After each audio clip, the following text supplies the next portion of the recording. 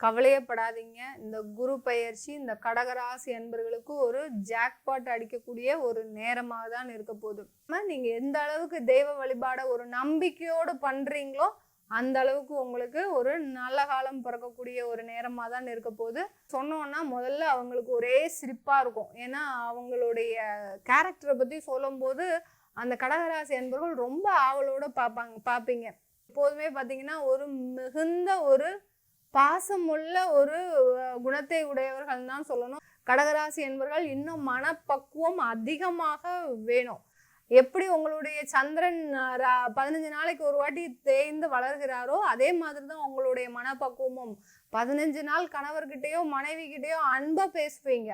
அடுத்த 15 நாள் பார்த்தீங்கன்னா, அங்க உங்களுடைய உண்மையான சுயரூபத்தை பார்க்கக்கூடிய குடும்ப நபர்களுக்கு தான் தெரியும் நீங்க எப்படிப்பட்டவங்க அப்படின்றது.